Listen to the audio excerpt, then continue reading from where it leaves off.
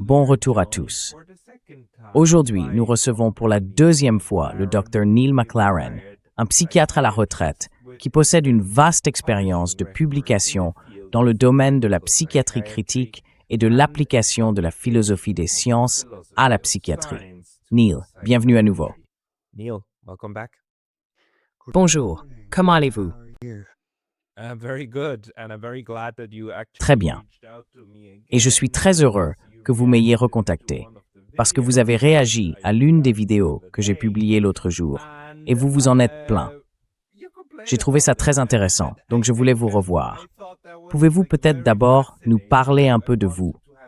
Pourquoi un psychiatre s'intéresse-t-il autant à la politique mondiale? Et ensuite, on poursuivra à partir de là.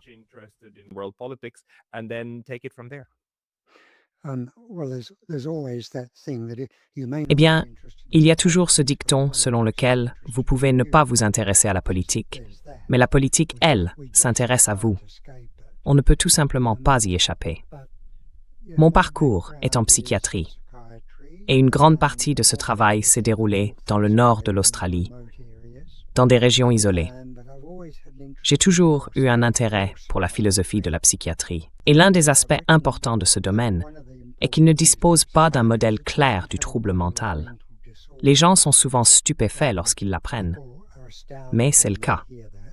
J'en ai donc rédigé un que j'ai appelé le modèle biocognitif, et j'ai pensé le tester dans un domaine complètement différent pour voir à quel point il pouvait s'appliquer de manière générale. Et je me suis dit, eh bien, la politique, pourquoi pas? C'est un bon domaine. Et je pense qu'il s'y applique très bien. Mais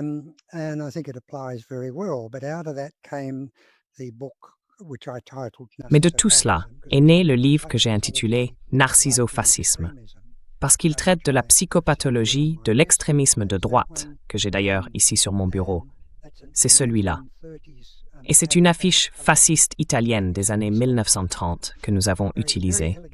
Un art déco très élégant, et cela s'accorde parfaitement. Ainsi, adopter un point de vue psychologique nous permet de voir les bouleversements politiques sous un autre angle. Car le modèle biocognitif affirme que les êtres humains sont des animaux très compétitifs. Cela commence de manière très élémentaire et se développe ensuite. Nous avons les pulsions fondamentales pour survivre: manger, boire, respirer, se loger, ce genre de choses. Une fois celles-ci satisfaites, nous avons essentiellement 4 pulsions facultatives. Nous sommes des animaux sociaux. Nous pouvons activer ou désactiver ces pulsions. Nous sommes sociaux, très territoriaux et xénophobes.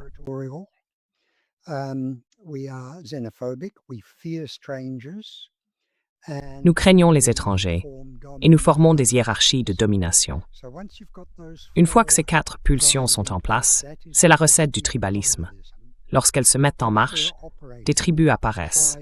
C'est ainsi que nous obtenons des tribus. J'ai beaucoup insisté sur cette question de la domination. Les humains, en particulier les hommes, aiment dominer. Et il y a une raison biologique très puissante à cela. La raison, c'est que le fait d'être dominant stimule la production de testostérone. La testostérone, comme vous le savez sans doute, est une hormone du bien-être. Elle procure une sensation agréable. Les gens adorent ça.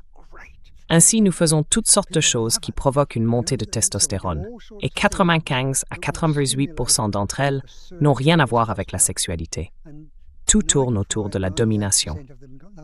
C'est pourquoi les gens vont au match de football, crient, hurlent, agitent des objets bruyants et portent des chapeaux ridicules, parce que cela leur procure une montée d'adrénaline.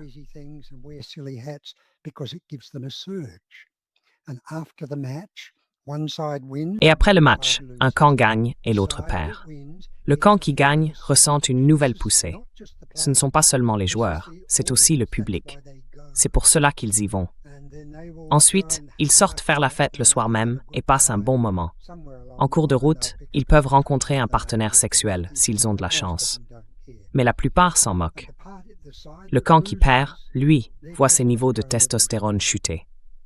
Ils rentrent chez eux et se cachent. Ils ne font pas la fête. Et cela vaut pour tout le monde.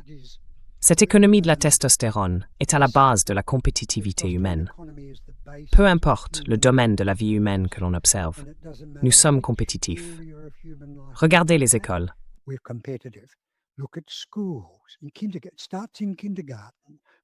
Tout commence à la maternelle. Les écoles sont très compétitives. Le sport, enfin c'est bien ce qu'est le sport. Le monde universitaire est incroyablement compétitif. Les affaires, l'armée, mon Dieu, vous savez. Et donc nous aimons former des hiérarchies. Et plus nous montons dans la hiérarchie, mieux nous nous sentons. Et plus nous avons le sentiment d'avoir droit à ce que nous obtenons. Nous développons ce sentiment croissant de privilèges et de droits acquis. C'est un peu comme la loi de Parkinson. Vous savez, la quantité de travail s'étend pour occuper tout le temps disponible. Eh bien, il existe une loi similaire à laquelle je n'ai pas encore donné de nom. Plus on monte dans la hiérarchie, plus notre sentiment de privilège et de droit s'étend jusqu'à atteindre une limite, jusqu'à se heurter à une limite ferme. Et cela est universel. À mesure que les gens gravissent la hiérarchie, ils se battent pour y monter, et en montant, leur sentiment de privilège s'amplifie.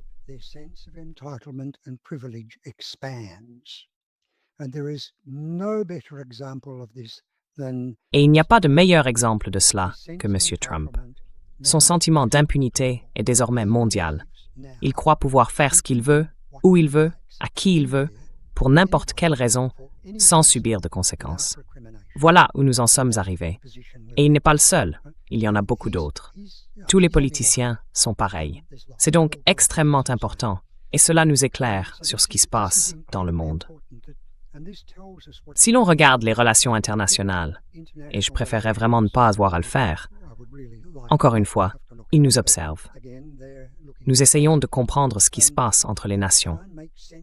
Il existe différentes écoles de pensée, et l'une des plus influentes en ce moment est celle qu'on appelle le réalisme offensif, dont le principal représentant, je suppose, est John Mearsheimer. Je crois qu'il est à Chicago, non? Oui, quelque part par là. Et il dit que son principe fondamental est que les relations internationales sont anarchiques.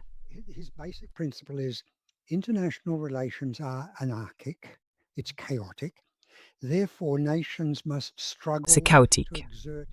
Par conséquent, les nations doivent lutter pour exercer une hégémonie locale, afin de protéger leurs intérêts. Or, le modèle biocognitif affirme que c'est en réalité l'inverse.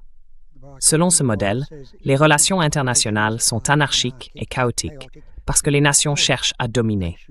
Pourquoi les nations cherchent-elles à dominer alors que le bon sens dit « sois satisfait de ce que tu as » ? Parce que les êtres humains veulent être dominants. Tous les humains aiment être dominants. Cela procure une meilleure sensation. Et c'est une autre manière de voir les relations internationales.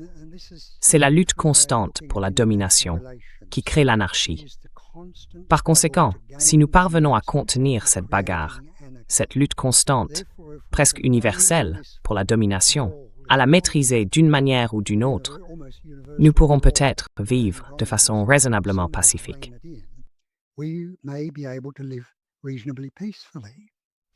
Hey, very brief intermission because I was recently banned from YouTube, and although I'm back, this can happen anytime again. So please consider subscribing not only here, but to my mailing list on Substack. That's pascalotta.substack.com. The link's going to be in the description below. And now, back to the video. May I just add one thing, because I believe... Puis-je simplement ajouter une chose? Parce que je pense qu'il y a un point à propos de Mearsheimer. Je ne crois pas qu'ils disent que les États doivent chercher à dominer. Je pense qu'il dit qu'ils le feront, c'est-à-dire que c'est simplement ce qu'ils font. Donc, si c'est ce qu'ils font, alors tout le monde s'y adapte. Et la chose logique à faire, c'est X. Je ne pense donc pas qu'il y ait une incompatibilité fondamentale entre ce que vous dites et Mearsheimer. Mais on peut en parler, je veux dire. Allez-y. Oui, oui. But we can go there. I mean, please.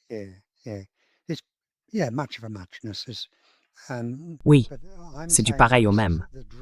Mais ce que je dis, c'est que c'est là la force motrice. Maintenant, il n'explique pas pourquoi les relations internationales sont chaotiques. Moi, je dis que c'est chaotique à cause de la pulsion humaine de domination.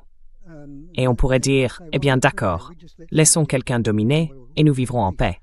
Non, parce que l'autre face de la pulsion de domination, c'est notre aversion à être opprimé. Voilà donc le paradoxe. Ce que j'appelle le paradoxe de la hiérarchie.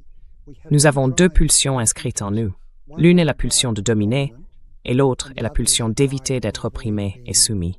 Et cela ne produit que du chaos.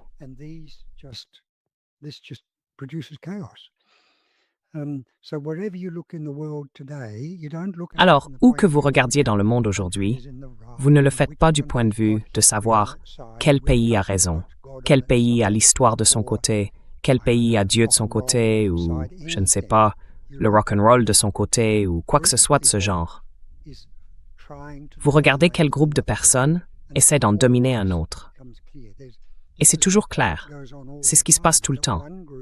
Un groupe décide, nous allons dominer ces gens-là, et il s'y emploie jusqu'à ce que l'un gagne et que l'autre perde. Nous pouvons voir cela se produire partout dans le monde. Alors Trump dit, je veux le Groenland. Je le veux, c'est tout. Pourquoi le veux-tu?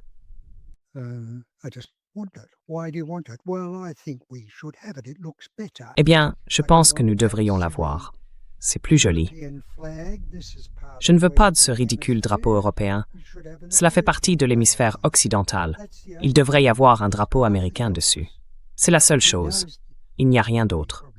Il sait, enfin, il ne le sait probablement pas, mais ces militaires savent parfaitement bien qu'ils n'ont pas besoin du Groenland. Ils ont des bases là-bas. Ils viennent d'en installer une autre. Ils ont fermé 18 bases depuis la fin de la guerre froide, et ils en avaient environ 27, je crois, quelque chose comme ça. Alors il dit simplement, je pense que nous prendrons Panama. Nous prendrons le canal de Panama, merci beaucoup, remettez-le nous. Et Cuba, alors? Oui, nous prendrons Cuba et le Venezuela.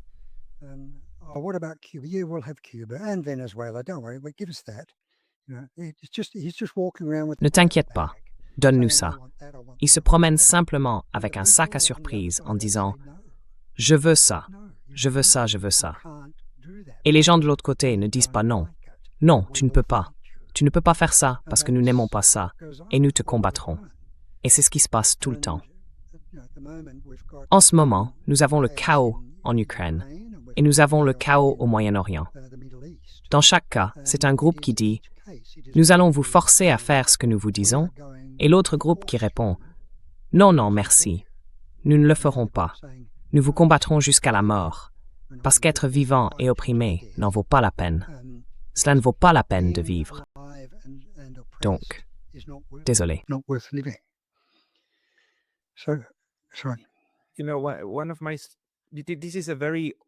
C'est une question très ancienne en relations internationales. Le chaos, ou la tendance vers le chaos, est-il enraciné dans la nature humaine ou bien dans les systèmes que les humains construisent? D'un côté, c'est une vieille question, n'est-ce pas? Thomas Hobbes parle du Léviathan et de la violence dans les rues. Et ensuite, nous, ces singes ingénieux, avons trouvé des idées sur la manière d'organiser la société pour gérer cela, n'est-ce pas? À l'échelle locale, nous avons réussi à le faire. Nous avons inventé de très bonnes idées, comme la séparation des pouvoirs, l'équilibre entre la création de systèmes qui se contrôlent mutuellement et la concentration du pouvoir au sein de l'État afin que tout le monde ne puisse pas l'exercer. C'est donc très raffiné, et nous avons réussi à contenir ces tendances violentes au niveau local et national. Mais à l'échelle internationale, tout s'effondre. Nous n'avons pas ces mécanismes. Pourtant, on continuerait à chercher la cause, non pas dans le système, mais dans la psychologie inhérente de l'individu.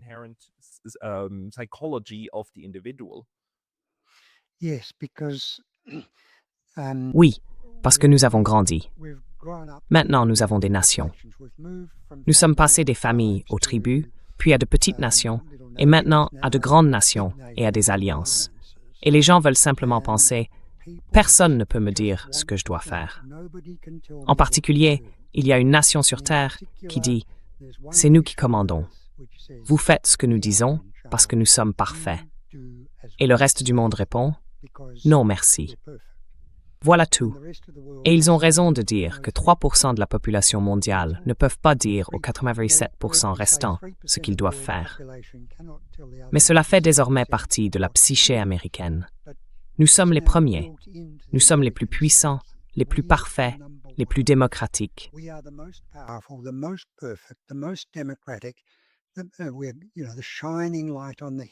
Nous sommes la lumière éclatante sur la colline, le don de Dieu à l'humanité, blablabla. Et ils y croient. Vraiment.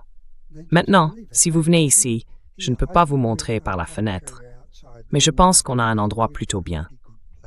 Et honnêtement, je préférerais que personne d'autre ne le sache. Le mieux serait que le monde reste loin de notre coin, parce qu'on est plutôt bien installé. Mais les Américains ne pensent pas comme ça.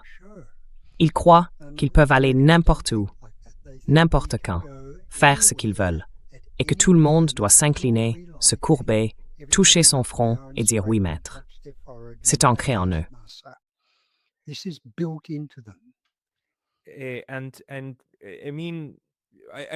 Et je veux dire, je défendrai les Américains en disant qu'une grande partie d'entre eux aiment simplement rester chez eux et profiter de leur propre jardin.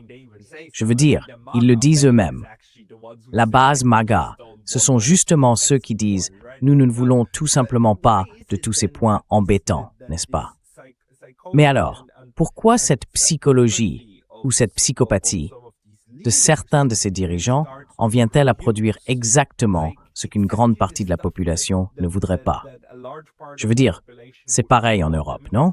Aller aider à bombarder des pays d'Asie occidentale, puis voir tous ces migrants venir en Europe, et là, on se dit, qui pourrait leur en vouloir?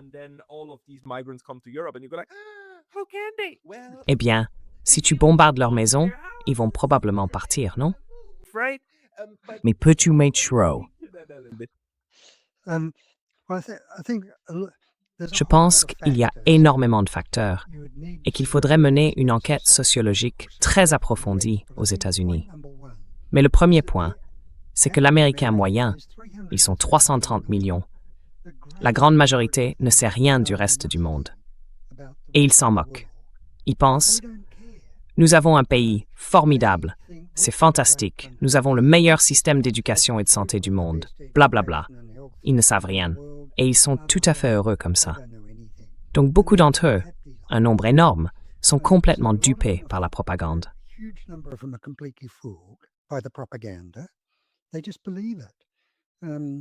Ils y croient tout simplement.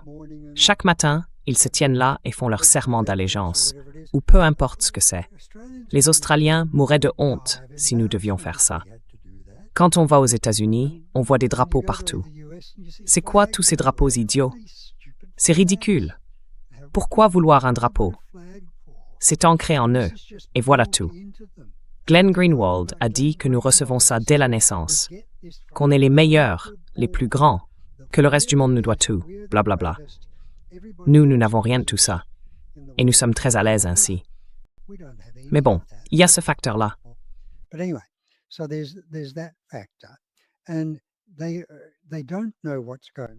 Et ils ne savent pas ce qui se passe à l'étranger, et ils s'en moquent, parce que cela n'a aucune incidence sur leur vie.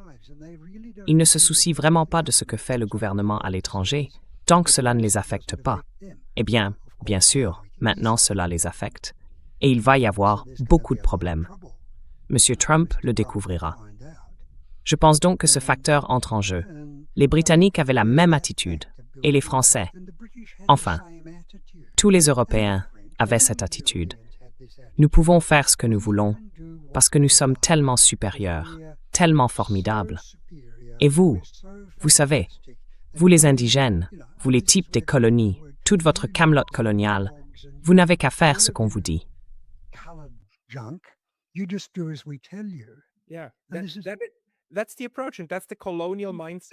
C'est cette approche-là, et c'est l'état d'esprit colonial des 5 derniers siècles, et c'est absolument horrible.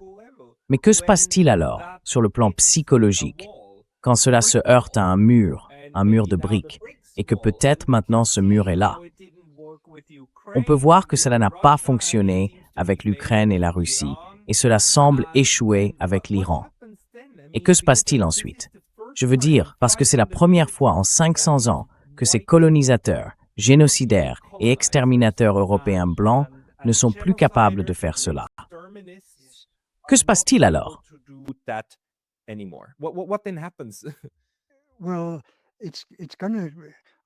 Eh bien, je pense que les États-Unis vont droit dans le mur. De sérieux ennuis. Je veux dire, la Grande-Bretagne est en déclin. L'Europe occidentale est déjà en déclin. La Grande-Bretagne s'effondre, ce qui était attendu depuis longtemps. Et les États-Unis vont découvrir que la seule raison pour laquelle ils s'en sont sortis jusqu'à présent, c'est que tout le monde autour était tellement brisé qu'ils ne pouvaient pas réagir. Mais la façon de gérer n'importe quel comportement, à commencer par les enfants, les tout-petits, c'est de fixer des limites à cet enfant et de les faire respecter. Donc on dit « ne tire pas la queue du chat, sinon elle te griffera ». Et puis l'enfant revient en disant « regarde ma main, le chat m'a griffé ». Eh bien tu sais, tant pis.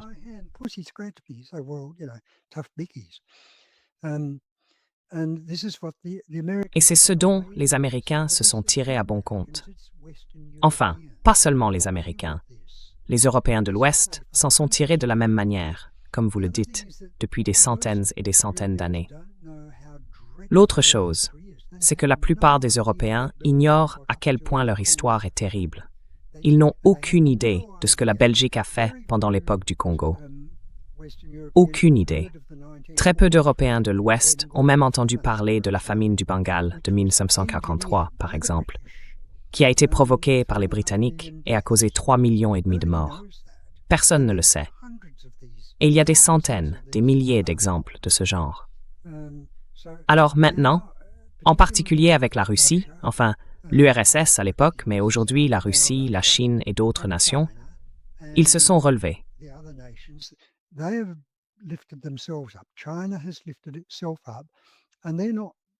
La Chine s'est redressée. Et ils ne se pavanent pas en agressant les autres. Ils disent simplement « Non, vous n'allez pas faire ça ». C'est ce qu'ils disent, et c'est parfaitement légitime. Mais les Américains ne supportent pas cela. Ça les rend complètement fous. Tout cela vient du fait que leur psyché nationale est désormais liée au besoin de se sentir bien. Chaque fois qu'ils voient leur drapeau, leur cœur s'emballe et il se passe autre chose. Une montée de testostérone. Et ils y sont tellement habitués qu'ils ne peuvent pas concevoir la vie autrement. Et quand on écoute des gens comme Stephen Miller et tous ces individus épouvantables, c'est tout à quoi ils pensent. Écraser tout le monde.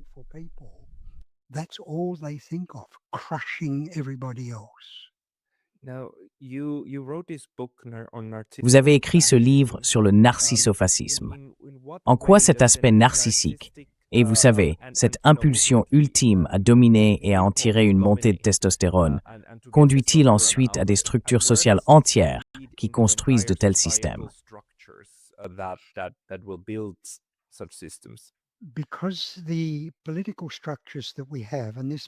Parce que les structures politiques que nous avons, et cela inclut les structures économiques, sont conçues pour attirer les personnes qui aiment le pouvoir.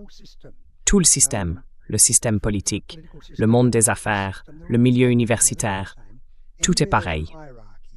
Partout où il y a une hiérarchie, cela attire des gens qui veulent y grimper, n'est-ce pas? Et plus ils sont sans scrupules, plus ils montent vite et haut.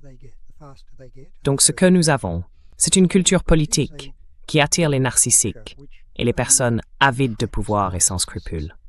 Voilà.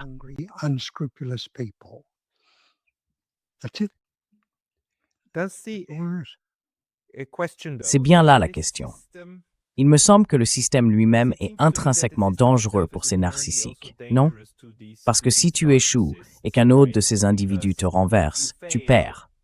Et dans l'ensemble, le système se perpétue, mais il est en réalité assez dangereux pour ceux qui en font partie. Il y en aura toujours un au sommet, mais ceux qui se disputent le pouvoir doivent s'éliminer entre eux, n'est-ce pas?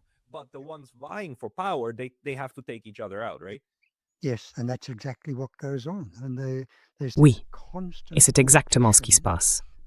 Il y a cette compétition constante, et les gens bien se font évincer. Tu sais, je veux dire, tu as probablement déjà participé à la politique locale, toi aussi. Tu dois assister à ces réunions ennuyeuses, et tu restes là à te dire « je pourrais faire autre chose, comme jouer avec un chien ». Ouais, mais il y a des gens qui adorent ça. Ils sont tellement enthousiastes. Je suis là, c'est le pouvoir, oh là là. Et ils adorent ça. Et ils gagnent.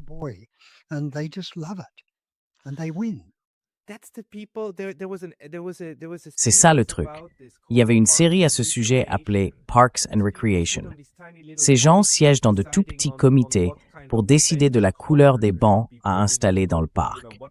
Et certains tirent un vrai plaisir de leur pouvoir. Ensuite, il y a les luttes de pouvoir entre eux. Donc ce genre de choses n'est pas ridicule. C'est simplement ainsi que la psychologie fonctionne réellement.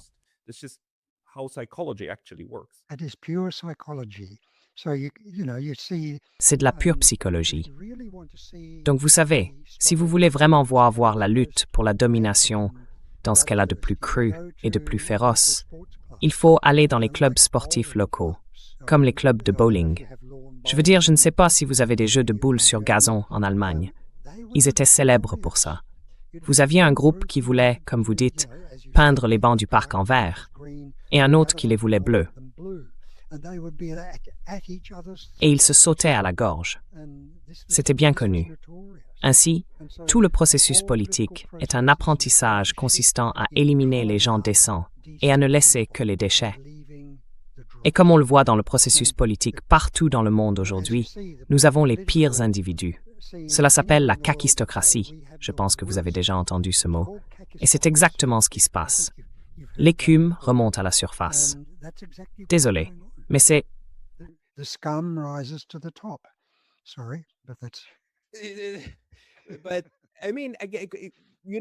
Mais je veux dire, au bout du compte, on voit bien qu'il y a des moments où de grandes civilisations parviennent à créer de longues périodes de prospérité pour un groupe relativement large.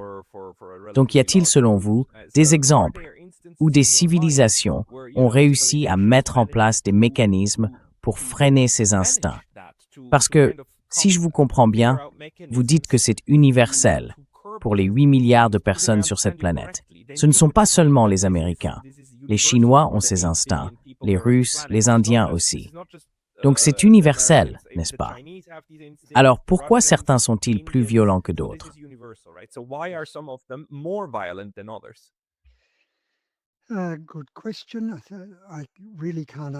Bonne question. Je ne peux vraiment pas y répondre. Mais quand on regarde l'ensemble de l'histoire, il n'y a jamais eu un seul jour de paix dans le monde. Et 90% de la planète semble être en feu à tout moment. Il y a eu de brèves périodes où les choses semblaient bien se passer. Les années 1950 et 1960 aux États-Unis en sont un bon exemple. C'était un âge d'or pour les travailleurs. Mais ensuite, les gens au sommet sont devenus avides.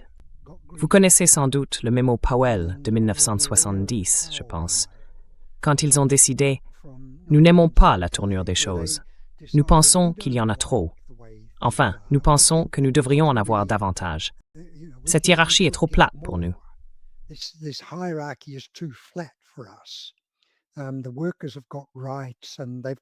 Les travailleurs ont des droits. Ils ont leur maison, leur éducation, leurs prestations de santé. Mais nous pensons que nous devrions avoir davantage. Nous, les riches, avons besoin de plus. Et c'est ainsi qu'ils ont lancé ce programme, qui a conduit au capitalisme néolibéral. En conséquence, les inégalités n'ont cessé d'augmenter dans le monde entier. Vous connaissez parfaitement les chiffres. La rémunération nette des PDG en Amérique a été multipliée par des centaines de fois par rapport à celle des travailleurs, des centaines et des centaines de fois. Et donc, les gens deviennent avides. Comme je l'ai dit plus tôt, le sentiment de privilège et de droit s'accroît jusqu'à atteindre ses limites.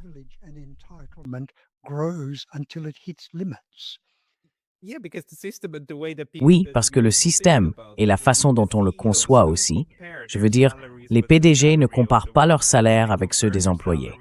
Ils les comparent avec ceux des autres PDG. On se compare horizontalement, mais on travaille verticalement, non? C'est exactement ce qui se passe.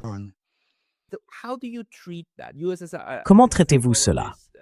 Vous, en tant que psychologue, si vous exercez, avez-vous déjà eu un moment où un patient en face de vous souffrait manifestement de narcissisme, manifestement poussé par ce besoin de dominer tout le monde? Comment abordez-vous cela en tant que médecin?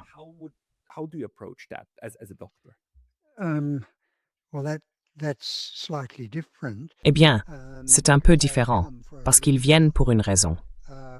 Les narcissiques et les personnes qui aiment dominer les autres ne viennent pas chercher de l'aide tant qu'ils ne sont pas en difficulté. Alors, tu peux utiliser cela pour entrer dans leur vie. Parce que si tu descends simplement la rue en disant « Vous avez l'air d'un narcissique », pourquoi ne pas venir qu'on en discute? Tu n'iras pas bien loin.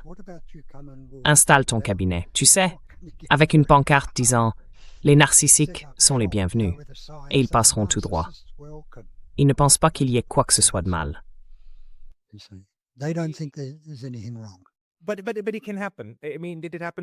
Mais ça peut arriver. Je veux dire, est-ce que ça vous est arrivé dans votre pratique que quelqu'un vienne et dise « Écoutez, je suis dans une situation terrible, aidez-moi, s'il vous plaît. » Oui, parce qu'en un sens, je crois vraiment que l'Empire occidental, les Européens et les Américains s'engagent dans d'énormes difficultés. Et si nous pouvons leur faire comprendre que cela a à voir avec ce narcissisme, alors peut-être pourrons-nous les soigner.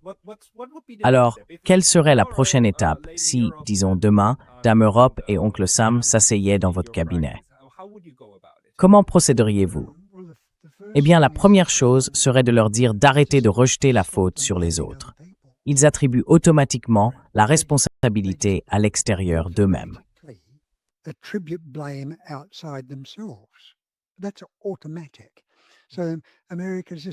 C'est automatique. Alors l'Amérique reste là et dit « Agression chinoise ». Il n'y a pas d'agression chinoise. Zéro agression. Mais ils continuent à faire ça. Il y a une menace venant de la Chine. On l'entend tout le temps ici. Un sondage récent a indiqué que 50% des Australiens pensent qu'ils vont être attaqués par un pays étranger d'ici 5 ans. Tout cela, c'est du baratin, du pur baratin, sans filtre. C'est de la propagande fabriquée par ceux d'en haut pour leurs propres bénéfices, sans se soucier du coût pour le pays. Ils s'en fichent. Leur sentiment d'impunité dit « Je me moque de ce qui arrive aux pauvres ». Ce sont eux qui iront dans l'armée, feront leur devoir et se tairont. Tu vois bien que c'est une pathologie.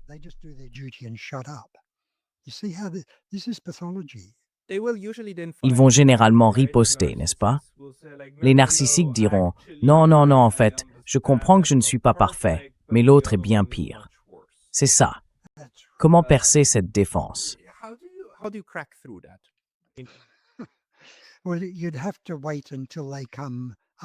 Eh bien, il faudrait attendre qu'ils viennent demander de l'aide. Ils sont dans une situation très difficile. Ils ne viendront pas tant qu'ils ne seront pas vraiment en difficulté. Alors, prenez par exemple le pays que vous connaissez bien, l'Allemagne. Ils étaient totalement investis dans l'idée qu'ils allaient dominer l'ensemble de l'Eurasie. Et Hitler l'a exposé très clairement dans Mein Kampf. L'objectif de ce qui allait devenir la Seconde Guerre mondiale était d'envahir et de conquérir l'URSS, parce que les Allemands étaient un peuple supérieur et que les Slaves étaient inférieurs. Et les peuples inférieurs possédaient toutes ces terres.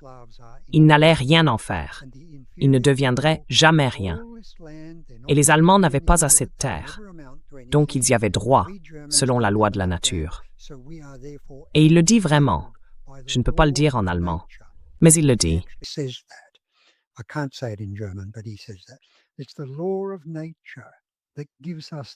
C'est la loi de la nature qui nous donne le droit d'y aller. Nous prendrons leurs terres. Nous éliminerons la moitié de la population. Nous nous en débarrasserons. Ils seront tués, et l'autre moitié deviendra nos serfs. Ils travailleront dans nos fermes, et ils travailleront dans nos usines et nos mines.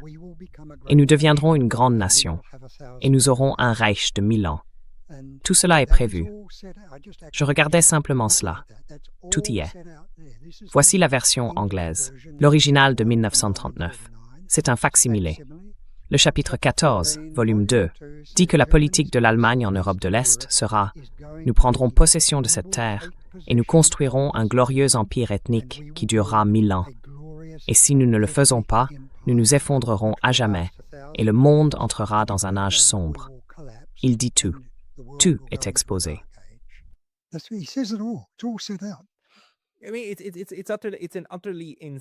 Je veux dire, c'est un état d'esprit complètement fou. Et pourtant, cette personne a réussi à conquérir et à diriger tout le pays, non? Donc c'est en quelque sorte la preuve ultime que ce genre de folie narcissique absolue peut non pas te faire descendre dans les égouts, mais te propulser vers le haut, jusqu'au sommet, n'est-ce pas? Yeah. And Oui. Et vous savez, parce que l'Allemagne était dans une mauvaise position. Elle avait été écrasée. Ils voulaient plus de terres, ils voulaient un empire, et ils avaient perdu la guerre. Et Hitler était tout à fait convaincu, et beaucoup de gens l'étaient aussi, que c'était à cause des marxistes et des juifs qui les avaient poignardés dans le dos, notamment avec les grèves dans les usines d'armement en mars 1918. Et il a alors dit, « Eh bien, nous ne ferons pas cette erreur cette fois-ci. Nous nous débarrasserons de tous ces bolcheviks et nous chasserons les Juifs. » Au départ, il comptait simplement les expulser, mais cela n'a pas fonctionné.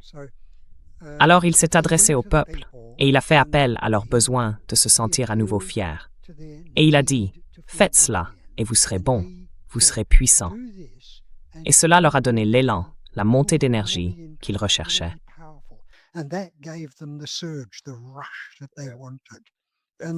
C'est pour ça qu'il les a mis dans tous ces beaux uniformes. Ça aide à faire monter la testostérone, non?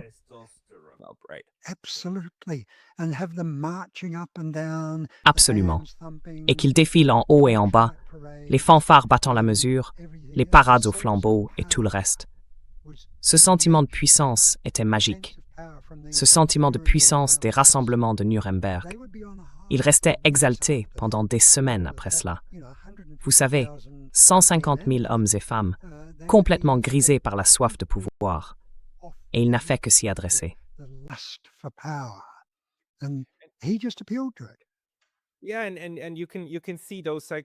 Oui, et tu peux voir ces mécanismes psychologiques à l'œuvre, non?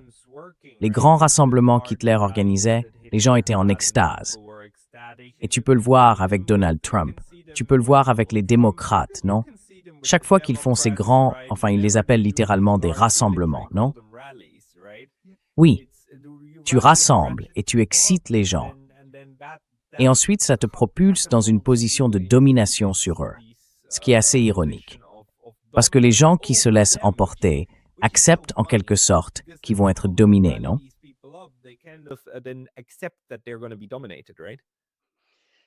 Eh bien, ils ont l'impression de faire partie de la structure du pouvoir. Oui, oui. Tu vois, ils tirent leur plaisir du fait de faire partie de la structure du pouvoir. C'est comme une équipe de football. Tu sais, il n'y a que 11 joueurs, ou peu importe, 18 joueurs sur le terrain, mais il y a des dizaines de milliers de personnes autour d'eux qui ressentent une excitation par procuration, à l'idée de faire partie de cette effervescence. Et ils s'emballent et disent « Notre équipe gagne. C'est génial. On gagne. Je gagne. Je fais partie de la structure du pouvoir. » Et c'est là le défaut fatal de l'humanité. Nous aimons le pouvoir. Mais pour chaque personne puissante, il y en a 20 qui sont écrasées.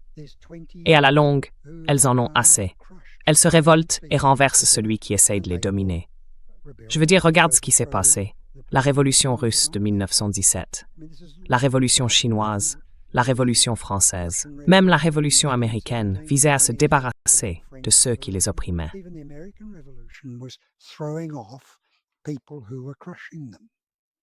Alors, comment y remédier? Comment corriger cela?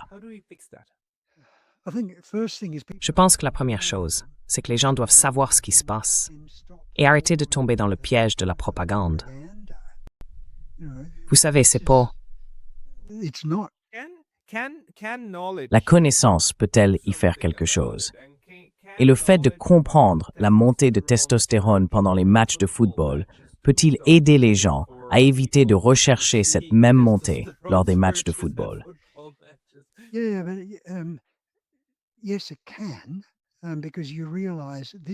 Oui, c'est possible, parce que tu te rends compte que tout cela est ridicule. Ce rassemblement politique, tous ces cris, ces gesticulations, ces allées et venues, c'est ridicule. Ils peuvent comprendre que s'habiller avec leurs uniformes est absurde. Pourquoi ferais-tu ça? Oh, juste pour me donner des sensations fortes. C'est ce que les gens doivent comprendre. Mais il faut l'apprendre dès le départ. Au lieu de cela, nous apprenons aux enfants que la compétition est tout, que gagner est tout. Il faut être le numéro 1. Il ne faut laisser personne te dominer. Il faut être le numéro 1.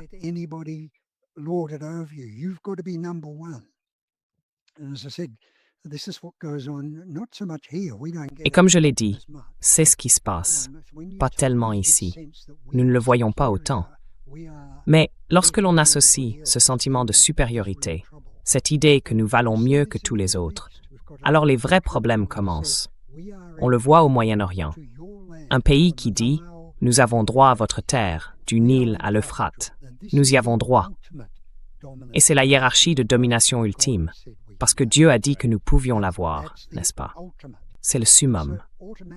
Donc, automatiquement, quand on dit « Nous sommes supérieurs, nous sommes les élus, nous sommes les dirigeants ou les policiers du monde », on rabaisse automatiquement tous les autres. Et ils n'aiment pas ça. L'attitude compte. So attitude counts. Attitude counts. But in a sense, you could say L'attitude compte. that the Mais en un sens, on pourrait dire que la tentative de créer des tribus suffisamment grandes, à l'échelle des États-nations, capables de résister et d'empêcher une domination totale, constitue une stratégie de contrepoids, n'est-ce pas? Elle vise à équilibrer les choses à l'échelle mondiale. On pourrait aussi soutenir que l'idée du droit international est une stratégie de contrepoids, destinée à nous permettre de gérer d'une manière ou d'une autre ce besoin de domination. Mais aucune de ces approches ne fonctionne suffisamment bien, car une force suffisante finit toujours par surmonter ces contraintes. Peux-tu penser à d'autres mécanismes que nous essayons de mettre en place à l'échelle internationale pour prévenir ces excès de testostérone? These excesses of testosterone. Well, I think the problem with the world we've inherited Eh bien, is that je pense que le problème avec le monde que nous avons hérité, c'est qu'il est dominé par un seul pays. L'idée qu'une seule monnaie nationale doit être la devise de réserve internationale, c'est absurde. Il faut se débarrasser de cela, pour commencer.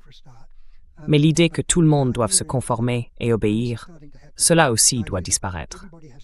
Chaque fois qu'une personne dans un groupe commence à faire des siennes, les autres doivent savoir quand l'arrêter. Il en va de même pour les pays. Chacun doit résister.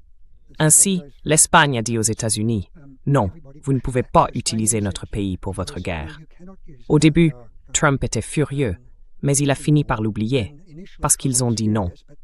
Et la Chine a dit non. Les gens doivent apprendre à dire non, car le sentiment de privilège s'étend jusqu'à ce qu'il atteigne une limite. Il ne cesse de s'étendre, et c'est essentiel. it just keeps expanding, and that's critical.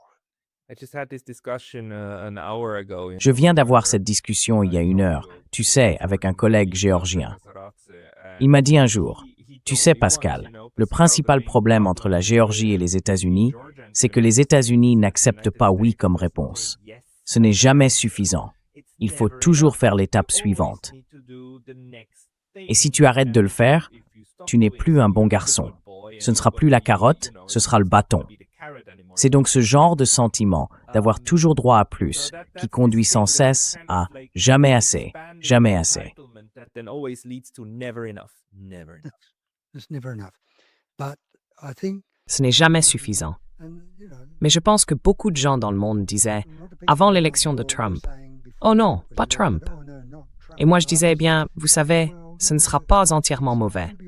Il va probablement démolir l'OTAN.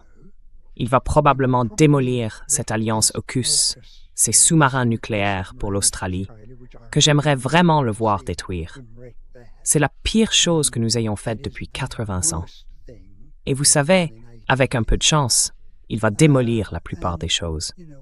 Alors les États-Unis se réveilleront et se diront, en fait, on peut très bien s'en sortir. Ils doivent regarder le Japon. Le Japon voulait cette sphère de coprospérité de la Grande Asie orientale, et ils ont déclenché des guerres, et vous savez, massacré des millions de personnes. Et puis ils ont perdu. Mais après la guerre, ils se sont soudain rendus compte, on s'en sort bien. Nous n'avons pas besoin de cette sphère de coprospérité. Tout va bien. Peut-être que les Américains peuvent s'en rendre compte aussi, mais ils vont devoir souffrir d'abord. Maybe the Americans can realize that too, but they're going to have to hurt first. Yeah, you know, the Oui, tu sais, rétrospectivement, l'histoire a cette tendance à produire d'immenses ironies. Et pour les Japonais, l'une d'elles, c'est que dans les années 1930, tous les penseurs et politiciens de premier plan t'auraient dit, sans la moindre hésitation, que ce dont le Japon avait besoin, c'était du Lebensraum, n'est-ce pas? Nous avons besoin d'espace pour nous étendre, parce que nous sommes une toute petite nation, 60 millions d'habitants. Ça va être absolument horrible. Nous allons tous mourir de faim. Il nous faut un endroit où vivre, donc nous n'avons pas d'autre choix. Eh bien, devine quoi? 30 ans plus tard, on découvre qu'on n'a pas besoin de terre. On peut commercer. Et ça, c'est formidable. That's great. Use your brains, not your... Utilisez votre cerveau, pas votre. Aujourd'hui, la même île abrite 125 millions d'habitants. Et le plus grand problème qu'ils rencontrent est que leur population diminue. Vous savez, nous nous trompons de façon si terrible, à des niveaux si fondamentaux, que la question que vous soulevez est excellente. Il s'agit de savoir comment amener les États-Unis et l'Europe, premièrement, à comprendre que le problème vient de l'intérieur et non de l'extérieur. Et deuxièmement, comment parvenir à un tel renversement sans, vous savez, 2 bombes atomiques larguées sur vous, ou pire encore, bien davantage. Alors, comment pouvons-nous les amener à s'asseoir avec vous dans votre bureau et à commencer à travailler sur eux-mêmes? in your office and start working on themselves. You have to start with the idea Il faut partir de l'idée que nous ne pouvons pas être heureux à moins d'être les premiers. Que la deuxième place ne vaut rien, que la deuxième place est humiliante. Il faut simplement commencer par là. Alors, vous savez, l'Australie est un assez bon exemple, dans le sens où nous ne pensons pas vraiment être les plus puissants ou quoi que ce soit d'autre, parce que nous aimons notre place. C'est un endroit plutôt agréable. Je ne sais pas si vous êtes déjà venu ici, mais vous savez, nous avons de très belles plages, une bonne cuisine. C'est sûr, nous avons un bon système de santé. Il faut s'en contenter. Mais il y a beaucoup de gens dans ce pays qui disent « Non, non, non, il faut repousser ces Chinois et dire à ces Indiens de bien se tenir. » Et enfin, bon sang, il y a 1,4 milliard de personnes.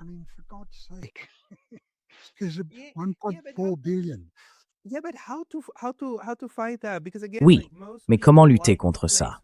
Parce que, encore une fois, la plupart des gens aiment l'endroit où ils vivent. Je veux dire, je dirais que si le monde était un endroit parfait et que tout le monde pouvait vivre où il voulait, peut-être que 10% iraient ailleurs, parce qu'ils s'ennuient, ou sont aventureux, ou peu importe. Mais environ 90% resteraient probablement chez eux, non? Oui, ils le feraient, parce qu'ils aiment l'endroit où ils sont.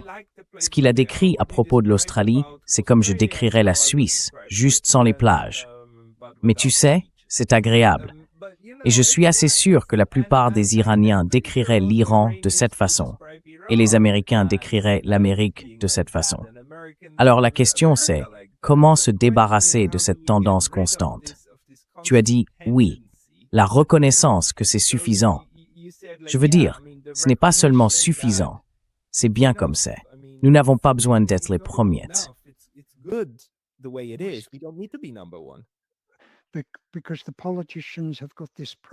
Parce que les politiciens ont mis en place ce processus, où ils continuent d'alimenter les gens avec l'idée qu'il faut être les premiers. C'est comme Hitler en est un parfait exemple. Il disait « L'Allemagne a le visage dans la poussière. Nous devons nous relever. Nous devons montrer au peuple que nous sommes formidables. » Et il leur a simplement servi ce discours, et ils voulaient l'entendre. Les gens veulent qu'on leur dise « Le monde veut être trompé. » Ils veulent qu'on leur dise qu'on ne peut pas se contenter d'être numéro 2, si on le peut. On peut très bien aller bien. C'est très bien.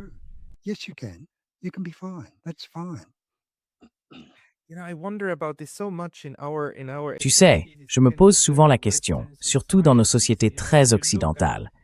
Si tu regardes les émissions de télévision populaires qui viennent des États-Unis ou d'Europe, ce ne sont que des compétitions.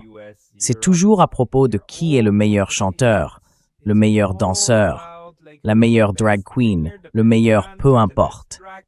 C'est vraiment ridicule. Et c'est toujours une question de rivalité entre les uns et les autres, avec un seul gagnant possible. Mais en même temps, on te dit, c'est une question de communauté, d'être ensemble. Non, ce n'est pas vrai.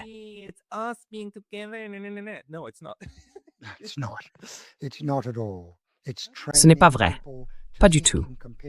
On apprend aux gens à penser en termes de compétition. Et cela commence presque dès la naissance. Cela ne s'arrête jamais.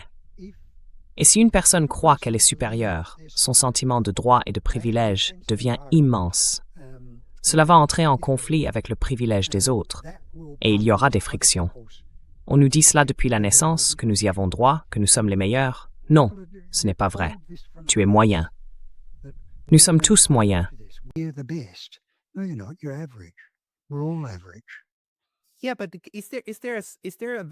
Oui, mais est-ce qu'il y a de la valeur à dire aux gens, même s'ils sont moyens, tu es génial.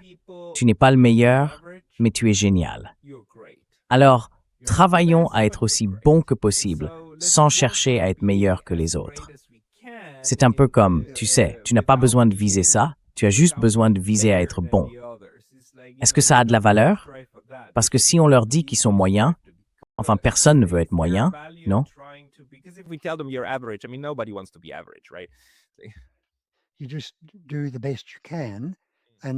Tu fais simplement de ton mieux et tu t'en contentes.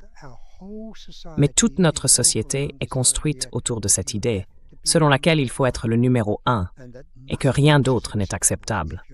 Si tu n'es pas le numéro 1, tu n'es personne.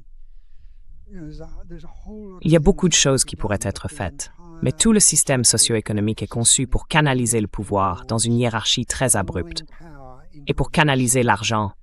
L'argent et le pouvoir, tu sais, à peu près la même chose, dans une hiérarchie toujours plus raide. Ainsi, de plus en plus de gens est dirigé vers de moins en moins de personnes.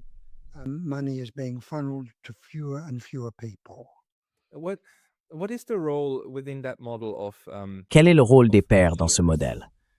Parce que tu vois, j'ai réalisé quelque chose à propos de moi-même. Je suis un peu jaloux de Glenn Diesen, parce que sa chaîne est plus grande que la mienne. Mais je ne suis pas du tout jaloux de Tucker Carlson, parce que sa chaîne est immense, immense, immense.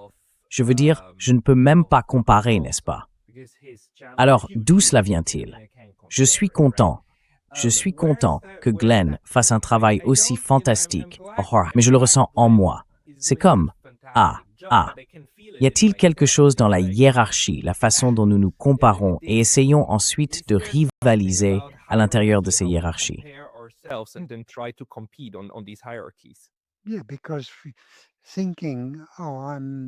Oui, parce que penser « Oh, je suis un peu meilleur, j'en ai un peu plus. Ah, ça fait automatiquement du bien. » Ça fait automatiquement du bien.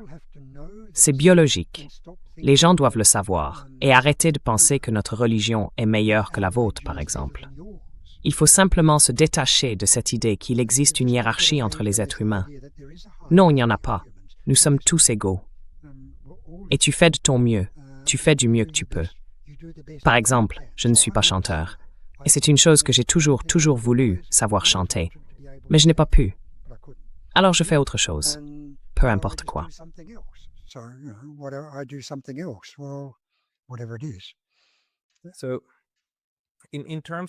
Alors, en ce qui concerne la tentative d'aborder un processus de guérison, commenceriez-vous par essayer d'enseigner la suffisance? Ou disons, essayer d'enseigner. Enfin, on se demande simplement, comment devons-nous l'aborder? Je veux dire, si le problème vient de la nature humaine, alors comment l'aborder pour freiner ces immenses événements violents que nous produisons?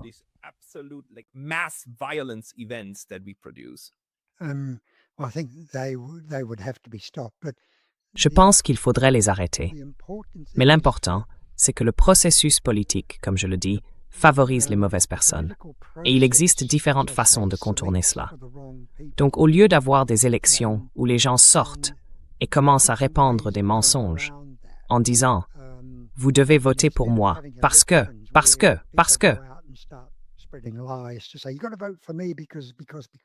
Je suis le meilleur. Je suis le meilleur. Je suis le meilleur. Oui, et ces gens-là sont épouvantables. Peut-être que la moitié des membres du Parlement devraient être désignés par un processus aléatoire, comme les jurés, juste une loterie. Juste une loterie. Une loterie.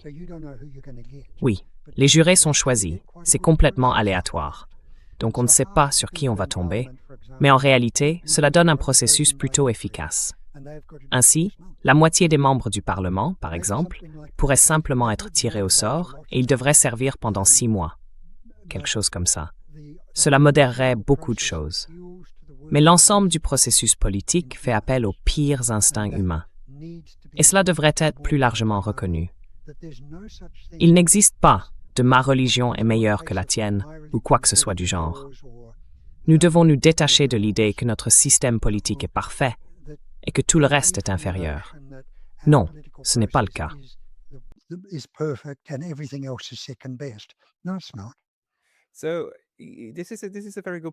C'est donc un très bon point. Je pense que l'un des arguments avancés à propos du modèle chinois est qu'il ne s'agit pas du système le plus démocratique, mais d'un système méritocratique. Il cherche à choisir et à sélectionner les personnes qui obtiennent des résultats, puis ces personnes choisissent à leur tour leurs successeurs, n'est-ce pas? Que cela soit vrai ou non est une autre question. Mais en ce qui concerne la structure de la société, cela constituerait, ou bien est-ce une sorte de contrepoids à cette tendance à choisir les plus bruyants et les plus tapageurs, n'est-ce pas? Il faut simplement accepter que le système chinois donne des résultats. C'est vrai, sans aucun doute. Je veux dire le système russe aussi et le système iranien également, dans une large mesure. C'est comme d'accord, il est sous pression pour diverses raisons, mais ils assurent.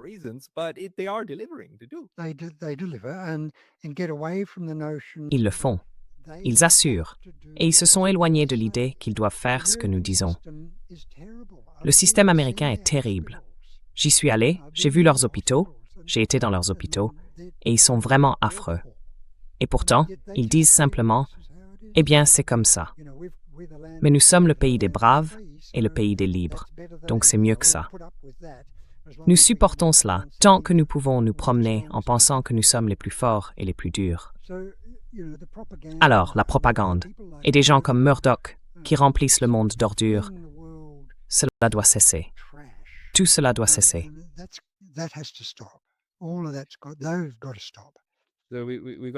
Nous devons trouver un moyen d'y parvenir. Je trouve cela fascinant. Y a-t-il quelque chose dont nous n'avons pas encore parlé et que vous aimeriez aborder?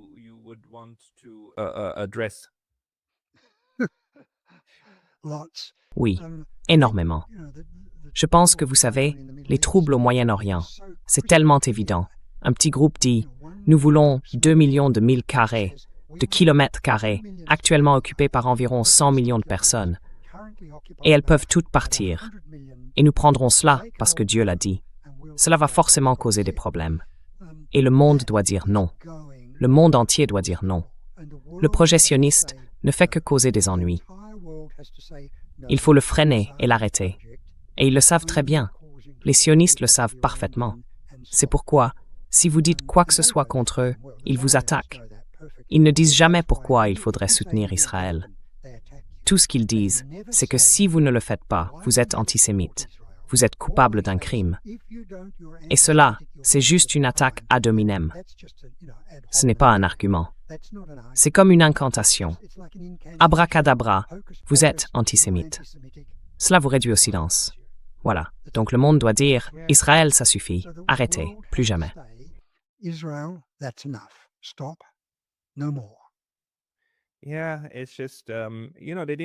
Oui, c'est juste que, tu sais, ce qui est intéressant, c'est que bien sûr, une grande partie du monde n'est en réalité pas favorable à cela et dit que ça devrait cesser. Mais les structures de pouvoir sont telles que la violence peut continuer. Et elle continue. Et ceux qui en tirent du plaisir, ce sont ceux qui ont le doigt sur le bouton.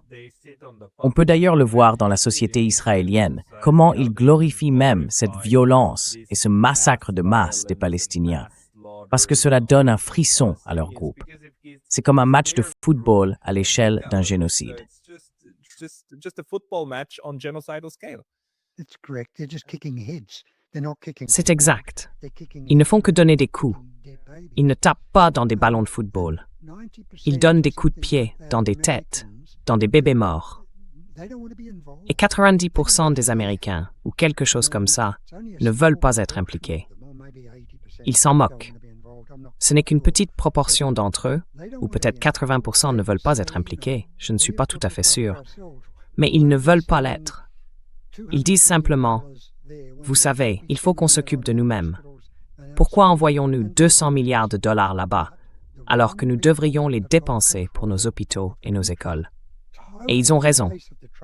Mais les mauvaises personnes ont pris le contrôle du pays. Totalement.